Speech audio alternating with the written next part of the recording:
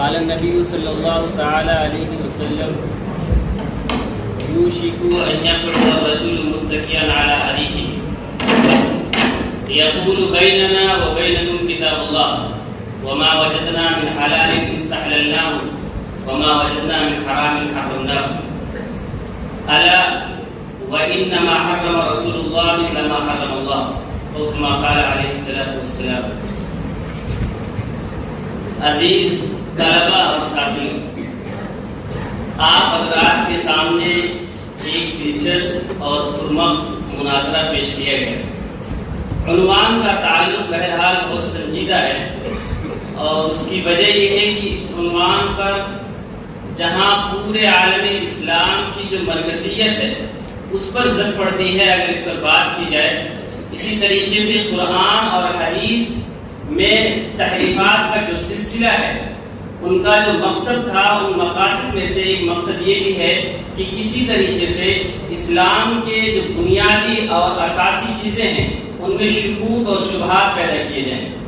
اور انہی لوگوں میں سے جن لوگوں نے اس مقصد کو اپنا کام بنایا اس پر عمل کیا اس کو ہم مستشرقین کہتے ہیں. مستشرقین وہ اہل مغرب کا وہ گروہ کہلاتا ہے جو اسلام کے آنے کے بعد اسلام کو پڑھتا ہے، عربی کو پڑھتا ہے اور اسلامی تعلیمات کو پڑھتا ہے، ساتھ ساتھ عیسائیت اور یہودیت کے نظریات کو اس میں ڈالنے کی اور دین کو مشکوک بنانے کی شروع میں ہلکی کوششیں کرتا ہے. وہ بہت اچھی تحقیقات لے کے آئیں گے، آپ کے سامنے بہت اچھی تحقیقات لے کے آئیں گے، لیکن کہیں کہیں آپ کو ایسے ڈنڈے مار کے نکل جائیں گے کہ اگر آپ عقائد کے اعتبار سے، مسائل کے اعتبار سے کمزور ہیں تو آپ کو محسوس تک بھی نہیں ہوگا.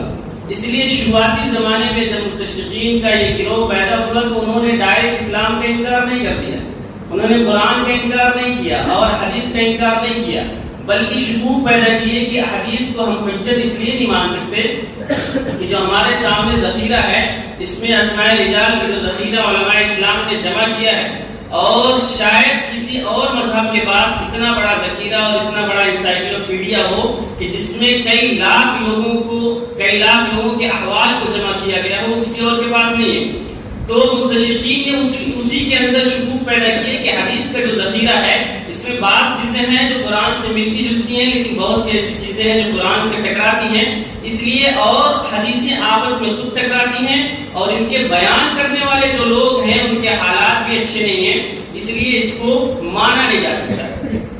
پھر اس کے بعد یہ گروہ آگے بڑھتا ہے اور دھیرے دھیرے اس زمانے میں جو جیسا آپ نے سنا وضاحت مباحث میں ویسا نہیں ہے. اس زمانے میں خوارج اور معتزلہ کا گروہ جو تھا وہ حدیثیں گڑنا شروع کرتا ہے اور اس نے ہی حجت حدیث کا انکار کیا ہے.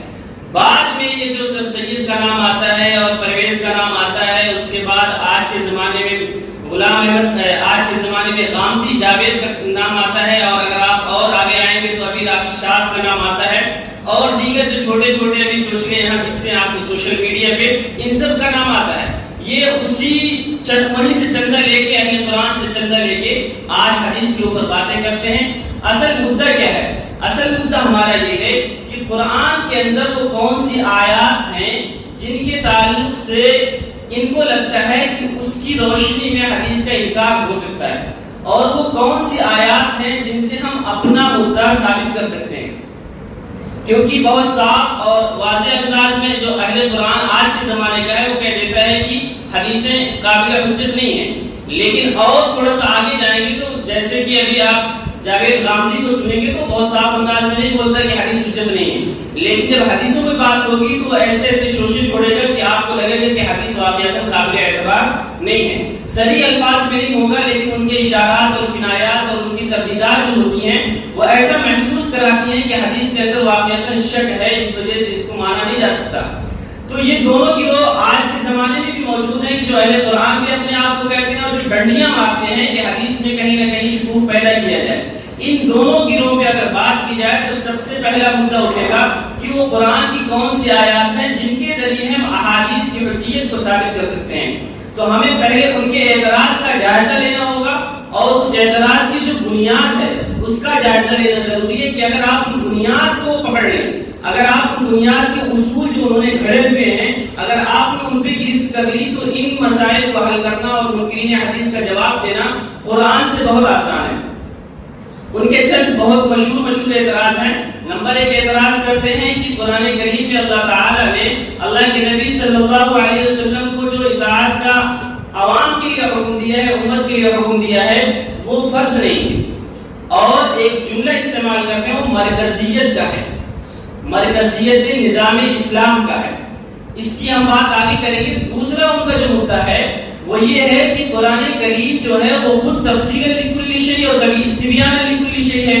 قرآن کریم میں اللہ تعالیٰ نے بہت صاف الفاظ میں ارشاد فرمایا وَأَنزَلْنَا عَلَيْكَ الْكِتَابَ تِبْيَانًا لِكُلِّ شَيْءٍ، اور دوسری جگہ ارشاد فرمایا وَفَصَّلْنَاهُ تَفْصِيلًا وَكُلَّ شَيْءٍ فَصَّلْنَاهُ تَفْصِيلًا، کہ قرآن کریم میں ساری کی ساری چیزیں آ گئی ہیں۔ اس کے بعد وہ ملاتے ہیں اليوم اکملت لکم دینکم واتممت علیکم نعمتی ورضیت لکم الاسلام دینا، کہ دین مکمل ہو گیا، اس میں کسی اور چیز کی ضرورت نہیں ہے، نہ اللہ کے نبی کی ضرورت ہے، نہ ان کی تفصیلات کی ضرورت ہے، نہ ان کی تشریحات کی ضرورت ہے۔ اب یہاں سمجھنا یہ ہے کہ تفصیل لکل شیء اور تبیان لکل شیء کا جو مدعا ہے یہ کیسے حل ہوگا۔ ہم قرآن کی جب دوسری آیات دیکھتے ہیں تو قرآن کریم میں بہت سارے جگہوں میں کل شیء استعمال کیا گیا ہے۔ جیسے آپ دیکھیں حضرت سلیمان علیہ السلام کے قصے میں آتا ہے وَأُوتِيَتْ مِن كُلِّ شَيْءٍ وَلَهَا عَرْشٌ عَظِيمٌ، ٹھیک ہے، وہاں کیا ہے کہ ہم نے ساری چیزیں اس کو دے رکھی ہیں۔ اب یہاں اگر من کل شیء سے وہی مراد ہے جو تفصیل لکل شیء اور تبیان لکل شیء، تو ایسا نہیں ہے۔ اب سمجھنا ہمیں یہ ہے کہ تبیان لکل شیء اور تفصیل لکل شیء شریعت کی نظر میں کیا ہے۔ کیا قرآن کریم میں وہ ساری کی ساری چیزیں موجود ہیں جو انسانی ضرورت کو پوری کرتی ہیں؟ تو ہم اس کو اگر اپنی اصطلاح میں سمجھیں تو یا تو قرآن کریم کی وہ تمام مسائل مذکور ہوں گے جو انسان کی ضرورت ہے، یا ان تمام مسائل کے اصول اور ضوابط مذکور ہوں گے جو انسان کی ضرورت ہے۔ نمبر 3 پہ آتا ہے کہ بعض اصول ہوں گے اور بعض مسائل ہوں گے۔ نمبر 4 ہے کہ سارے کے سارے مسائل ہی ذکر کر دیے جائیں، اصول سے ذکر نہ کیا جائے۔ ان چاروں چیزوں میں جب آپ غور کریں گے، نمبر 1 کی تمام کے تمام صرف اصول ہیں، تو قرآن کریم میں سارے اصول نہیں ہیں، اس لیے کہ قرآن کریم بعض جگہوں پہ مسائل کی ذکر کرتا ہے، بعض جگہوں پہ روایات کی ذکر کرتا ہے، بعض جگہوں پہ قصص بھی بیان کرتا ہے، اور بعض جگہوں میں حکایات بھی بیان کرتا ہے۔ جو پہلے کی قومیں گئی ہیں ان کے عذاب جو آئے ہیں ان پر وہ بھی بیان کرتا ہے، جو پہلے کے انبیاء گزرے ہیں ان کے حالات پورے بیان کرتا ہے اور ان کی روایات کو بیان کرتا ہے۔ اسی طریقے سے اللہ کے نبی صلی اللہ علیہ وسلم اور اس کے بعد کے لوگوں کے لیے پورے طور پہ اصول نہیں ملتے کہ اگر آج کے زمانے میں اگر کوئی شخص کہے کہ میں کتا کھانا جائز قرار دیتا ہوں تو قرآن کریم میں کتے کی حرمت نہیں ملتی ہے۔ جیسے کہ ادھر سے کہا گیا تھا کہ پیشاب پی لو پیشاب پی لو، تو قرآن کریم نے کتے کی حرمت پہ کہیں بھی آیت نہیں نازل فرمائی ہے۔ تو ان کو بھی چاہیے کہ جو گلی محلے میں پھرتے ہیں ان کو کیا کریں، استعمال کرنا شروع کر دیں۔ تو قرآن کریم میں اصول سارے کے سارے نہیں ہیں، اس لیے کہ اصول نہیں ہے، وہ قرآن خود بتاتا ہے کہ حکایات بھی ہیں، اس میں مسائل بھی ہیں۔ مسائل کی ذکر کر دیے، مسائل کی ذکر کر دیے۔ تو اصولی طور پہ قرآن کریم اصول کے اعتبار سے کلیتاً مذکور نہیں ہے اس میں اصول۔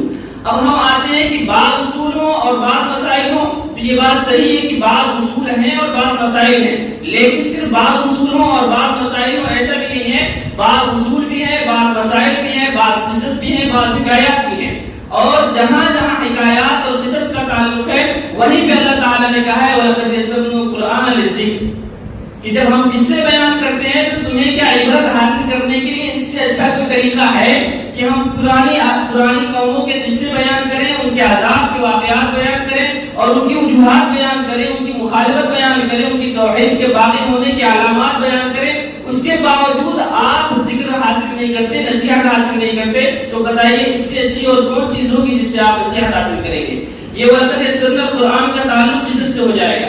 اب بعض اصول ہیں، بعض مسائل ہیں، قرآن کریم میں یہی ہے، پھر اس کا مطلب یہ ہوگا کہ بعض اصول ہمیں باہر سے لینے ہوں گے اور بعض مسائل بھی ہمیں باہر سے لینے ہوں گے، جس کو قرآن کریم بار بار کہتا ہے قُلْ أَطِیعُوا اللَّهَ وَأَطِیعُوا الرَّسُولَ، أَطِیعُوا اللَّهَ وَأَطِیعُوا الرَّسُولَ۔ 12 جگہوں میں 15 جگہوں میں آپ کو اس طرح کی واضح انداز میں مل جائیں گے کہ اللہ کی اطاعت بھی کہے گی اور رسول کی اطاعت بھی کہے گی۔ اب مسئلہ یہ ہے کہ رسول کی اطاعت اور اللہ کی اطاعت کے ساتھ ساتھ یہ کیسے پتہ چلے گا کہ اصول بھی ہمیں دیکھنے ہیں اور مسائل بھی دیکھنے ہیں؟ تو اس کے لیے آپ کو احادیث کا ذخیرہ اٹھانا پڑے گا جہاں آپ کو اصول ملیں گے اور مسائل بھی ملیں گے۔ اگر آپ اصول اور مسائل نہیں لاتے ہیں تو پھر پھر جو حجیت حدیث کے منکر ہیں وہ کہتے ہیں کہ اللہ کے نبی صلی اللہ علیہ وسلم کا کام جو ہے وہ صرف اور صرف پیغام پہنچا دینا ہے، ان کو تشریح نہیں مانتے۔ اس کا لبِ لباب یہ ہوگا کہ ان کی نظر میں، اہل قرآن کی نظر میں، قرآن کریم صرف اور صرف کیا ہے؟ ایک پیغام ہے اللہ کا، اور اللہ کے نبی صلی اللہ علیہ وسلم اس پیغام کو پہنچانے والے قاصد ہیں، اور قاصد کی حیثیت یہ ہے کہ جو پیغام اس کو دیا جائے من وعن کو جس کے پاس بھیجا جا رہا ہے اس پہ پہنچا دے۔ یعنی خلاصہ یہ ہوا کہ اللہ کے نبی کو یہ ذمہ داری دی گئی تھی کہ قرآن کریم اللہ سے لے کے امت تک پہنچا دیں۔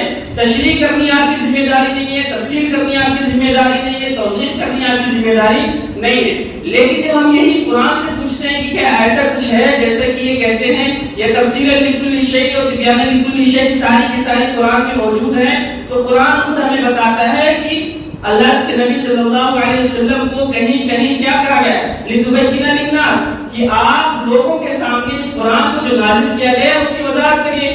کہیں کہیں کہا گیا ہے کہ بِالْحَقِّ بِمَا أَرَاكَ اللَّهُ، کہ آپ تحکیم بھی کریے اور جو حکم ہوتے ہیں اس کو بھی صادر کرتے رہیے۔ اسی طریقے سے بعض جگہوں بھی کہا گیا مومنین کے لیے مَا كَانَ لِلْمُؤْمِنٍ وَلَا مُؤْمِنَةٍ إِذَا قَضَى اللَّهُ، کہ کسی بھی مومن اور مومنہ کے لیے جائز نہیں کہ جب اللہ کے نبی فیصلہ کر دیں اس سے ہٹ جائے۔ اس کے بعد پھر ڈرایا بھی گیا کہ اللہ کے نبی کی حیثیت یہ ہے کہ اگر ان کے فیصلے سے کوئی روگردانی کرتا ہے تو فَلْيَحْذَرِ الَّذِينَ يُخَالِفُونَ عَنْ أَمْرِهِ أَن تُصِيبَهُمْ فِتْنَةٌ أَوْ عَذَابٌ أَلِيمٌ، کہ اگر روگردانی کیا تو فتنے میں مبتلا ہو سکتا ہے یا اس پر سخت عذاب آ جائے گا۔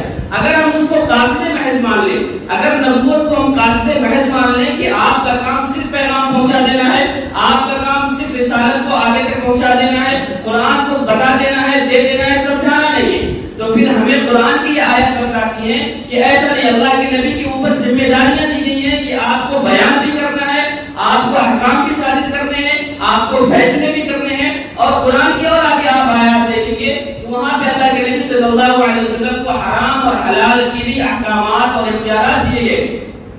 قرآن کریم میں ہے یأمرون بالمعروف وینہون عن المنکر ویحل لهم الطیبات ویحرم علیہم الخبائث، کی چار ذمہ داریاں اس میں دی گئی۔ نمبر ایک، آپ امر بالمعروف کریں یعنی نیکیوں کا حکم کریں۔ نمبر دو، برائیوں سے بھی آپ کو روکنا ہے۔ نمبر تین، یحل لهم الطیبات، جو اچھی چیزیں ہیں ان کو حلال قرار دینا ہے اور جو بری چیزیں ہیں ان کو حرام قرار دینا ہے۔ یہ چار ذمہ داریاں ایک ساتھ ایک ہی آیت میں ہیں۔ دوسری طرف ہم دوسری آیات کو جب دیکھتے ہیں کہ تبیان لکل شیء قرآن ہے یا اللہ کے نبی ہیں، تو قرآن خود کہتا ہے یعلمہم الکتاب والحکمہ، کہ قرآن کو سمجھانا اور سکھانا بھی اللہ کے نبی کے ذمہ ہے۔ اب جب ان آیات کو ہم قرآن کریم کی روشنی میں جمع کرتے ہیں تو پتہ یہ چلتا ہے کہ جو ڈھکوسلا ہمارے سامنے اہل قرآن کر رہے ہیں اور جو ہمیں فریب دینے کی کوشش کر رہے ہیں کہ قرآن میں اللہ کی اطاعت، اللہ کے احکامات، اللہ کے نبی صلی اللہ علیہ وسلم کی تشریحات ماننے کی ذمہ داری نہیں ہے، وہ قرآن اس کے خلاف ہمیں بتاتا ہے کہ نہیں نہیں، اللہ کے نبی صلی اللہ علیہ وسلم پر بہت ساری ذمہ داریاں ہیں، ان میں سے تعلیم کتاب بھی ہے، تبیین کتاب بھی ہے، تحکیم احکام بھی ہے، یا امر بالمعروف اور نہی عن المنکر بھی ہے۔ اب ان ذمہ داریوں کو اگر ہم قرآن سے پوچھتے ہیں کہ یہ ساری کی ساری آپ کے پاس ہیں، جو اللہ کے نبی صلی اللہ علیہ وسلم نے اپنے زمانے میں جو احکام صادر کیے، جو تعلیمات دی ہیں، جو توضیحات دی ہیں وہ قرآن میں ہیں، قرآن کہتا ہے نہیں ہے ہمارے پاس۔ قرآن میں کہیں بھی ایسا نہیں ہے کہ اللہ کے نبی نے یہ حکم صادر کیا ہو اور اس کو پوری تفصیل کے ساتھ قرآن میں ذکر کیا ہو، بلکہ جب ہم اس کو باہر دیکھیں گے احادیث کے ذخیرے میں تبھی جا کے ہم کو ملے گا کہ اللہ کے نبی صلی اللہ علیہ وسلم نے کس موقع پہ کیا کیا احادیث اور کیا کیا توضیحات کر رکھی ہیں۔ اس کا مطلب یہ ہوا کہ جو اعتراض یہ ہوتا ہے کہ اللہ کے نبی صلی اللہ علیہ وسلم کی ذمہ داری صرف اور صرف پہنچا دینا تھی، اللہ کے نبی کے اوپر تبیین اور تشریح کی کوئی ذمہ داری نہیں ہے۔ جب تبیین اور تشریح کی ذمہ داری نہیں ہوئی تو اس کا مطلب یہ ہوا کہ اللہ کے نبی نے جو اپنی طرف سے کہی یہ باتیں، جو اپنی زبان سے ادا کیا ہے، وہ ساری کی ساری کلام ہو جائے گی۔ تو پھر قرآن کریم اس کا صاف صاف انکار کرتا ہوا نظر آئے گا کہ قرآن کریم کہتا ہے کہ نہیں نہیں، میرے جتنے بھی الفاظ ہیں، میرے جتنے بھی احکامات ہیں، وہ سارے کے سارے اللہ کے نبی کی زبان سے اس کی تشریح ہوگی۔ اسی لیے بار بار قرآن کریم میں کہا گیا کہ اللہ کی اطاعت کرو اور اس کے رسول کی اطاعت کرو۔ اس کا مطلب کیا ہوا؟ اگر صرف اللہ کی اطاعت کرنی ہوتی، رسول کی اطاعت کی ضرورت نہ ہوتی تو پھر قرآن ان الفاظ کو کیوں استعمال کرتا؟ وہ تو صاف کہہ دیتا کہ اطیعوا اللہ اطیعوا اللہ اطیعوا اللہ، اللہ کی اطاعت کرو، قرآن آ گیا تو کسی کی ضرورت نہیں ہے۔ تو اس کا خلاصہ اتنا بالبال اس کا یہ نکلے گا کہ قرآن کریم اپنی تشریحات کے ساتھ قطعی ہے۔ جو اللہ کے نبی صلی اللہ علیہ وسلم نے تشریحات کر رکھی ہیں، جو توضیحات بتائی ہیں، وہ ساری کی ساری قطعی ہیں۔ جیسے قرآن کے الفاظ محفوظ ہیں، ویسے ہی اس کے معانی بھی محفوظ ہیں، اس کے مفاہیم بھی محفوظ ہیں، اس کے احکامات بھی محفوظ ہیں۔ اور یہ قرآن کریم میں خود اللہ نے بتایا ہے۔ قرآن کریم میں کیا کہا؟ لا تحرک به لسانک لتعجل به۔ جب قرآن نازل ہو رہا ہے تو آپ جلدی جلدی پڑھ رہے ہیں تاکہ کوئی آیت کوئی لفظ چھوٹ نہ جائے۔ تو اللہ تعالیٰ کہتے ہیں کہ ان علینا جمعہ وقرآن۔ آپ پریشان کیوں ہو رہے ہیں کہ ہمارے اوپر ہی ذمہ داری ہے اس کو جمع کرنا بھی اور اس کو بیان کرنا اور باقی رکھنا ہمارے ذمہ ہے۔ تو اگر ایسا ہوتا کہ اللہ کے نبی صلی اللہ علیہ وسلم صرف الفاظ لے کے آتے تو پھر اللہ کے نبی کو پریشان ہونے کی یا کسی اور طریقے سے اس کی توضیح کرنے کی ضرورت نہ ہوتی، اور قرآن بار بار یہ نہ کہتا کہ اللہ کی اطاعت کرو، اس کے رسول کی اطاعت کرو۔ دوسری بات، اطاعت رسول کی مخالفت میں قرآنی آیات بہت ساری ہیں۔ اطاعت رسول کی مخالفت میں قرآن خود کہتا ہے کہ من یعص اللہ ورسولہ فقد ضل ضلالا مبینا۔ کہیں کہتا ہے کہ جو اللہ کے رسول اور اللہ کی اطاعت نہیں کرے گا، اس کی مخالفت کرے گا، وہ جہنم میں ہمیشہ ہمیشہ کے لیے داخل ہوگا۔ اس کا مطلب یہ ہوا کہ اللہ کی اطاعت الگ ہوگی اور رسول کی اطاعت الگ ہوگی۔ اگر اللہ کی اطاعت بھی ایک ہی ہے، رسول کی اطاعت بھی ایک ہی ہے، تو رسول کو بار بار اپنی اطاعت کے ساتھ ذکر کرنا یہ سمجھ سے باہر کی بات ہے۔ اسی طریقے سے بعض جگہوں پہ قرآن کریم کہتا ہے کہ اللہ کی اطاعت کے علاوہ صرف اللہ کے نبی صلی اللہ علیہ وسلم کی اطاعت کے بارے میں مجھے سناتا ہے کہ یا نبی کو حسبک اللہ ومن اتبعک، کہ اے نبی آپ کو اللہ کافی ہے، ومن اتبعک، اور ان لوگوں کو کافی ہے جو آپ کی اتباع کریں گے۔ اگر آپ کی اتباع مقصود نہ ہوتی تو پھر قرآن کریم میں آپ کی اتباع کا ذکر الگ سے نہ آتا، بلکہ یہ کہا جاتا کہ جو اللہ کی اتباع کریں گے اور انہی کے لیے اللہ کافی ہوگا، تمہارے لیے اللہ کافی ہوگا بس۔ لیکن آپ کی اتباع کے ساتھ خاص کرنے کا مطلب یہ ہوا کہ آپ کی اتباع ہر مومن پر فرض ہوگی۔ اب کیا ہوگا کہ جو بعد کے ڈھکوسلے آتے ہیں کہ اللہ کے نبی صلی اللہ علیہ وسلم کے زمانے میں یہ اتباع لازم تھی، اس کے بعد اتباع لازم نہیں ہے۔ کیا اعتراض ہوتا ہے کہ اللہ کے نبی صلی اللہ علیہ وسلم کے آیات خاص تھی، جب تک آپ زندہ تھے تب تک یہ آیات ان کا صادق آتی تھی، ان پر رہے گا۔ اس کے بعد جب آپ پردہ فرما گئے تو اب وہ آیات منسوخ ہو گئی ہیں، قابل عمل نہیں رہی۔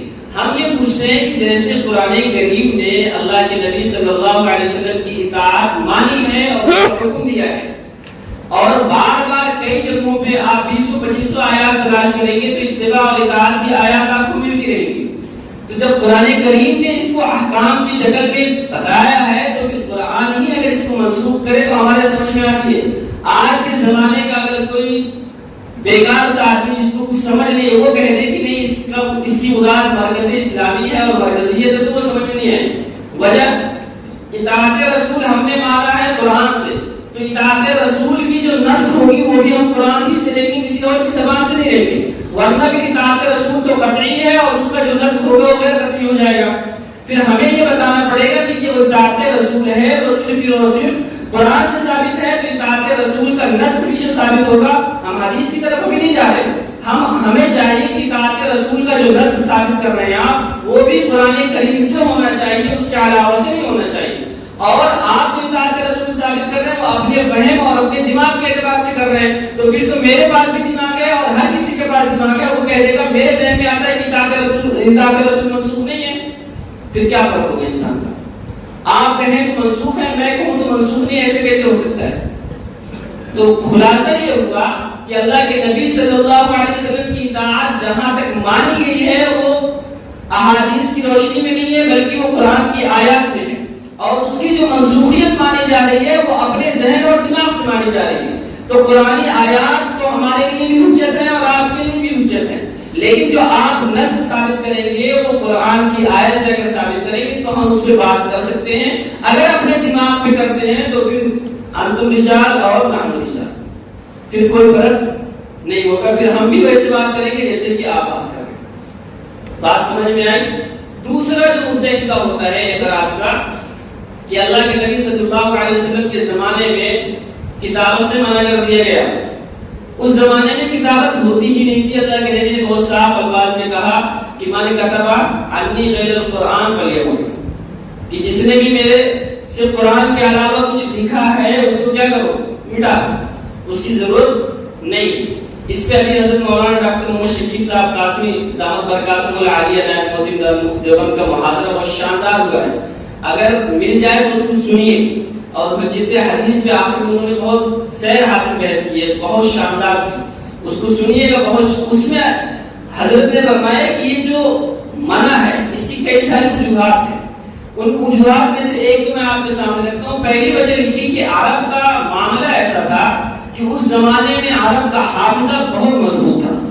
ان کے یہاں اپنے نسب کے علاوہ اپنے گھوڑوں کے نسب بھی وہ محفوظ رکھتے تھے, اور ہیں وہ آج تو دیوار کی شکل میں سارے موجود ہیں. ان کے یہاں اشعار کے یاد کرنے کا رواج شاید اس وقت دنیا میں کہیں بھی جتنا ان کے یہاں تھا کسی کے پاس نہیں تھا, اور ان کو اپنے ادب پہ ہی ناز تھا اور کسی چیز پہ ناز نہیں تھا. تو ان کے یہاں حافظے کا بہت اچھا معیار تھا.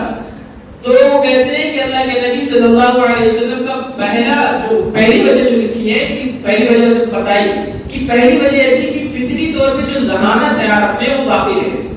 اور اس کو مثال دی کہ آج سے پہلے جب موبائل شروع میں آیا تھا ہمارے پاس, تو ہمارے پاس 50 لوگوں کے نمبرات ہوتے تھے, ماں کے, باپ کے, بھائی کے, بہنوں کے اور دوسرے رشتہ داروں کے, اور ہم اپنے ذہن پہ بھروسہ کر کے ہر نمبر کو یاد کرنے کی کوشش کرتے تھے, اور یقینی طور پہ یاد ہوتا تھا وہ. چونکہ لینڈ لائن سے فون کرنا ہوتا تھا تو اٹھایا اور نمبر ڈائل کر دیا. آج کا زمانہ ایسا ہے کہ ہم نے وہ ذہنی جو فطری ہماری ذہانت تھی وہ ہم نے ختم کر دی. آج اگر ابھی کسی سے پوچھ لیا جائے کہ 5 نمبر گھر کے صحیح سے یاد کر کے سنا دو تو نہیں سنا سکتے. وجہ یہ ہے کہ گوگل نے یہ ذہانت ہم سے لے لی اور اس نے ذمہ داری لی کہ میں محفوظ رکھوں گا. تو اللہ کے نبی کا منشا یہ تھا کہ جو ذہانت ہے فطری طور پہ پہلے منع کر دیا جائے تاکہ وہ ذہانت باقی رہے, اور جو ان کے اندر یاد کرنے کا ملکہ ہے, حافظہ جو ہے وہ بھی باقی رہے, اور یہ سنیں گے یاد رکھیں گے تو یاد رہے گا.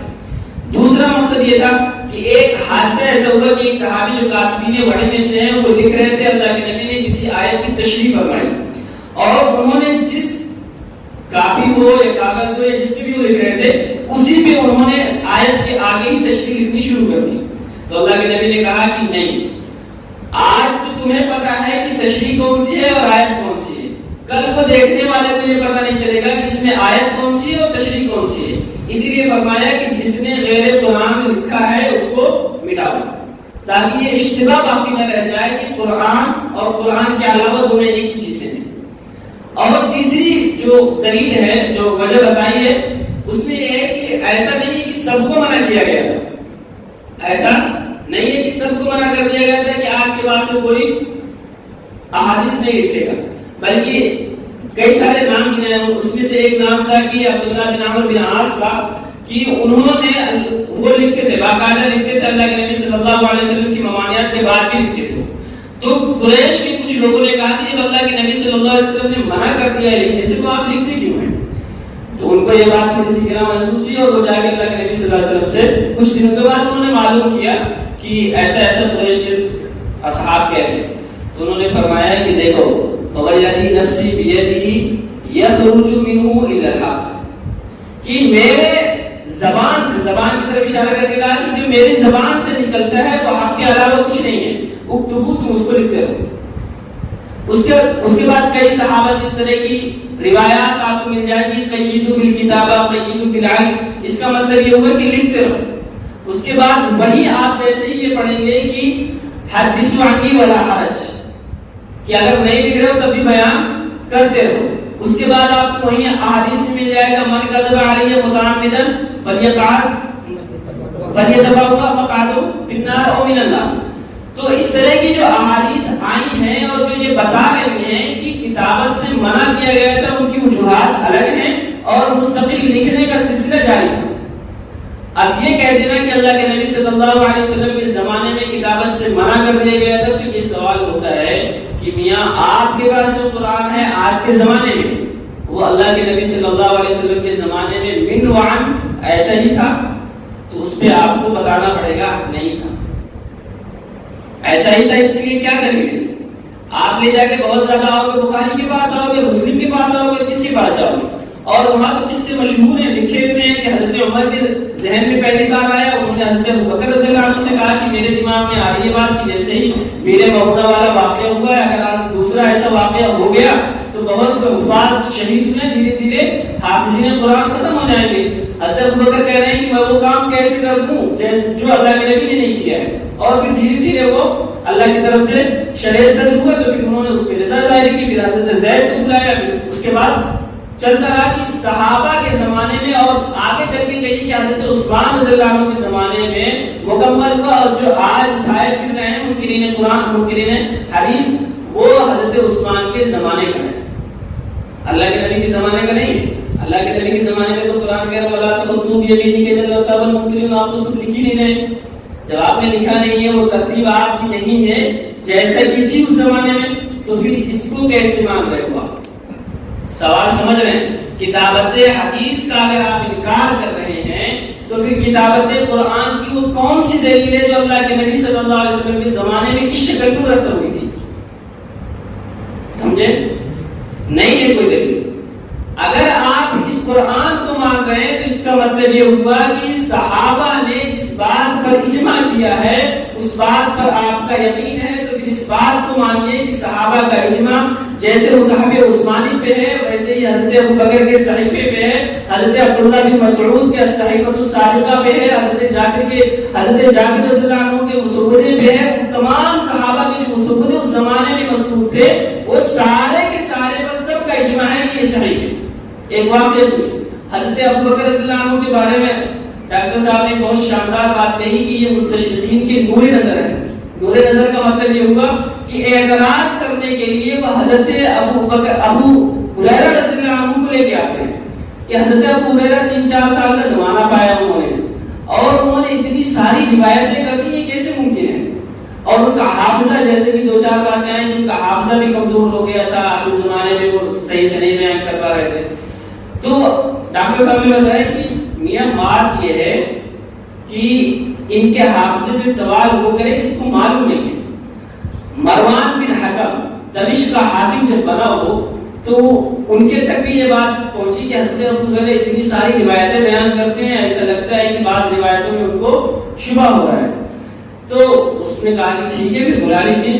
بات ان کو بلایا, یہ نہیں بتایا کہ میں آپ سے روایتیں سننے کے لیے بیان کر رہا ہوں, میرے تک یہ باتیں آئی ہیں کہ آپ شک و شبہ میں روایات کو لے کے پڑے ہوئے ہیں, بلکہ بلایا اور بات چیت کی جو کچھ ہوتا ہے اس زمانے میں ناشتہ واشتہ کرایا, اس کے بعد بٹھایا اور کاتب کو پردے کے پیچھے بٹھا دیا کہ جو ابو ہریرہ روایت بیان کریں گے منوان ان کو وہی نقل کرنی ہے. کاتب کا نام روایتوں میں ملتا ہے, بخاری نے کتاب الکنہ میں لکھا ہے کہ اس کا نام ابو زرعہ تھا. تو کہتے ہیں کہ پہلے سال تو مروان نے منوان وہی روایتیں نقل کی جو حضرت ابو ہریرہ سے بات کرتے کرتے پوچھی کہ میں نے سنا ہے آپ کے پاس بہت ساری احادیث ہیں, آپ بیان کرتے ہیں, میں سننا چاہتا ہوں. اور انہوں نے بیان کرنا شروع کر دیا. پہلی سال انہوں نے پوری روایتیں ویسے ہی لکھ لی جیسے کہ انہوں نے بیان کی. پھر ایک سال کے بعد پھر مروان نے ان کو طلب کیا اور حضرت ابو ہریرہ سے ایسی بات چیت کرتے کرتے کہا کہ میں چاہتا ہوں کہ پھر آپ روایتیں بیان کرتے جو آپ نے پچھلے سال بیان کی تھی. کاتب پیچھے بیٹھا ہے, مروان ہے اور حضرت ابو ہریرہ ہے. پھر انہوں نے ویسی ہی روایتیں بیان کی. مروان کہتا ہے کہ ایک لفظ کا اگر فرق ہوا ہوتا تو میں آپ کو منع کر دیتا کہ اب آپ روایت بیان کرنے کے قابل, جو پچھلے سال بیان کی تھی بیان وہی روایتیں اس سال میں بیان کی. تو پوچھا کہ آپ نے یہ کیسے کیا؟ روایتوں میں آپ اگر صحابہ کے اقوال تلاش کریں گے تو اس میں کہا, انہوں نے حضرت ابو ہریرہ کا قول نقل کیا ہے کہ رأیت جزاء الليل ثلاثۃ, کہ میں نے رات کو 3 اجزاء پر تقسیم کر رکھا ہے. ایک رات میں ایک حصے میں ذکر و اذکار کرتا ہوں, ایک حصے میں سوتا ہوں, اور جو ایک حصہ ہے رات کا میرا اس میں میں صرف اور صرف روایتوں کو دہراتا ہوں, جس کو ہم کہتے ہیں کہ ہم اپنا سبق رکھتا ہے. ان کے یاد کرنے کا انداز یہ تھا. اب ہم کیسے کہہ سکتے ہیں کہ اس زمانے میں صحابہ کے حافظہ بھی کمزور تھا, روایتیں لکھی بھی نہیں جا رہی تھی, ایسا کیسے ہوتا؟ تو جو جن باتوں پہ صحابہ نے اجماع کر رکھا ہے ان باتوں کو اجماعی طور پہ ماننا ہی ہمارا اصل ہوتا ہے. اگر قرآن کی کتابت کی اجماعیت ثابت ہے تو پھر صحابہ کے کتابت حدیث میں بھی اجماع ثابت ہے. اس زمانے کے تمام صحابہ نے جیسے مصحف عثمانی کو قبول کیا ہے ویسے ہی ان تمام اکابر صحابہ کے مصحفوں پر بھی اعتماد کیا ہے. اب رہی بات کی اس میں شکوک آ گئے, روایتیں بیان کرنے والے جو اسماء رجال کے لوگ ہیں ان کے احوال کے بارے میں بہت ساری خراباتیں آتی ہیں, بہت ساری باتیں آتی ہیں. تو مسئلہ یہ ہے کہ جو لوگ قرآن آپ تک پہنچا رہے ہیں سن در سن اور صدی در صدی, وہی لوگ آپ تک حدیث بھی پہنچا رہے ہیں. بھائی قرآن پہلی صدی، دوسری صدی، تیسری صدی میں ایسے ہی آیا، اس کے لیے اسماء رجال نہیں مرتب ہوا. قرآن کے حفاظ ہر زمانے میں موجود رہے، تو ویسے ہی تو روایتیں بیان کرنے والے بھی وہی لوگ ہیں. صحابہ نے بھی روایتیں بیان کی، جیسے قرآن انہوں نے بیان کیا. تابعین نے بھی قرآن کو محفوظ کیا تو تابعین نے روایتوں کو بھی محفوظ کیا. تبے تابعین نے قرآن کو آگے بڑھایا تو تبے تابعین نے روایتوں کو بھی آگے بڑھایا. جہاں ان کو لگا ہے کہ یہاں ڈنڈی کوئی مار سکتا ہے، وہاں انہوں نے اسماء رجال کا فن ایجاد کر کے یہ ثابت کیا کہ یہاں ڈنڈی مارنے کی کوشش جیسے قرآن میں نہیں ہو سکتی ویسے اس میں بھی نہیں کی جا سکتی ہے. اب خلاصہ کیا ہوا؟ خلاصہ یہ ہوا کہ منکرین قرآن، منکرین حدیث کا جو مسئلہ ہے وہ صرف اور صرف یہ ہے کہ کسی طریقے سے ان آیات، ان روایات پہ شکوک پیدا کیے جائیں، اور اسلام اگر کوئی سمجھنا چاہے، آج کے زمانے میں اگر عام آدمی اسلام سمجھنا چاہے تو اس کے لیے بہت مشکل کام ہے. وجہ یہ ہے کہ وہ جیسے ہی کوئی بھی کتاب اٹھائے گا تو کتب خانہ والا کہہ دے گا آپ بریلی ہیں، دیوبندی ہیں، اہل حدیث ہیں، مقلد ہیں، مودودی ہیں، مرزائی ہیں کیا؟ اور اوپر اگر ادھر کا ہوگا تو کہے گا آپ شافعی ہیں، حنبلی ہیں، فلاں ہیں، فلاں ہیں، رافضی ہیں، خارجی ہیں، شیعہ ہیں کیا؟ اتنے شکوک پیدا کر دیے کہ ایک انسان اگر خود سے مطالعہ کر کے پڑھنا چاہے، آنا چاہے تو مشکل ترین مرحلہ ہے. لیکن قرآن کریم نے کہا ہے یذل بھی کثیرا و یہدی بھی کثیرا، کہ جس کو اللہ تعالیٰ نے ہدایت دینی ہے وہ قرآن پڑھ کے ہدایت پا جائے گا، اور جس کو گمراہ ہونا ہے جیسے کہ اہل قرآن تو وہ گمراہ ہوگا. اب مسئلہ ہوتا ہے جو مناظرانہ انداز ہے وہ یہ ہے کہ بھائی جب ہم ان سے بات کریں تو اس بات کا ہمیں قائل کرنا اور اس پر جمے رہنا ضروری ہے کہ آپ کی دلیل صرف اور صرف قرآن ہوگی. قرآن سے آپ کو یہ ثابت کرنا پڑے گا کہ حدیث نام کی دنیا میں کوئی چیز نہیں آئے گی. اللہ کے نبی صلی اللہ علیہ وسلم کے کسی قول کو آپ حجت نہیں مانیں گے، صحابی کے کسی قول کو آپ حجت نہیں مانیں گے. یہ قرآن میں سے آپ کو ڈھونڈ کے تلاش کرنے دکھانا ہے، اور یہ قیامت آ سکتی ہے. وَإِن لَّمْ تَفْعَلُوا وَلَن تَفْعَلُوا، کرنا بھی چاہیں تو ہرگز وہ کر. قرآن میں ایسا ہے ہی نہیں کہ اگر صاف کہہ دیا گیا ہو کہ نہیں ہوگا، اللہ کے نبی صلی اللہ علیہ وسلم کے احکامات پر عمل نہیں ہوگا اور نہ کرنا، ایسا کہیں بھی ذکر نہیں ہے. اس کا مطلب یہ ہوا کہ یہ جو ڈنڈیاں ماری گئی ہیں یہ صرف اور صرف وحی کی شک پیدا کرتی ہے. اب آپ کے سامنے ایک چیز اور آتی ہے، وحی مطلوب اور وحی غیر مطلوب. یہ بہت لمبی بھی بحث ہے اور اس کا خلاصہ یہاں پیش کرنا موضوع نہیں ہے. صرف اتنا ہے کہ وحی مطلوب قرآن کریم میں اس کے سب کا اتفاق ہے. ہم نام دے رہے ہیں، وہ نام نہیں دیتے.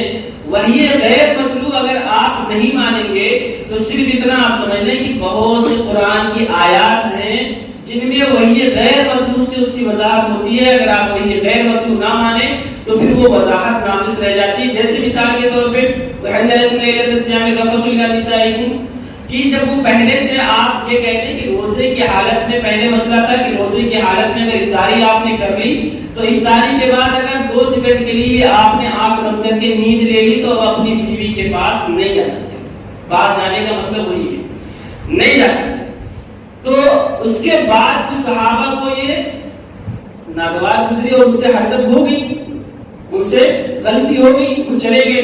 پھر اللہ کے نبی کے پاس آئے تو انہوں نے کہا کہ آیت نازل ہوئی اور اس میں اتاب ہوا کہ جن لوگوں نے یہ غلطی کی ہے وہ غلطی ہے. اس کے بعد پھر جواز کا حکم آیا کہ وَحِلَّ لَكُمْ لَيْلَةَ الصِّيَامِ الرَّفَثُ. اگر یہ واقعہ نہیں ہوا تو پھر اس طرح کے احکامات آنے کا کیا مطلب ہے؟ ایک چیز جو آتی ہے ان کے یہاں کہ شروع میں جو دعویٰ کیا گیا کہ احادیث میں شک ہے اور قرآن میں شک نہیں ہے. اچھا، شک کس معیار کا ہے؟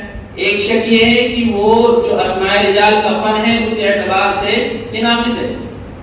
دوسرا شک یہ ہے کہ احادیث آپس میں خود ٹکرا رہی ہیں.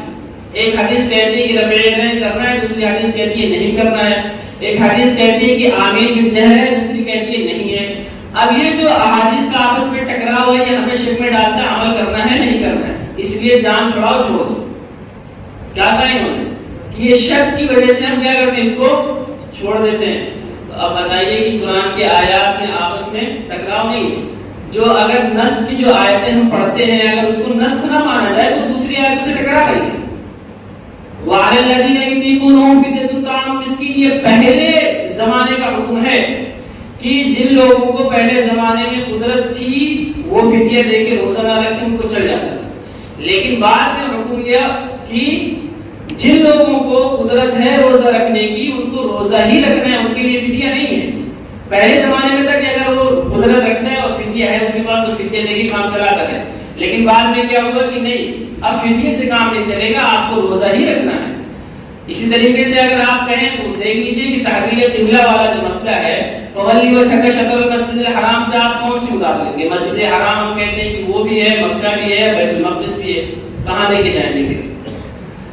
احادیث میں شک پیدا ہوگا تو روایات کے ساتھ ساتھ آیات میں بھی شک پیدا ہوگا۔ جتنی منسوخ آیتیں ہیں وہ ساری کی ساری دوسری جو نسخ کرنے والی ہیں اس پہ ٹکراتی ہیں، اس لیے اس کو منسوخ ہم قرار دیتے ہیں تاکہ وہ آپس میں ٹکرائیں نہیں۔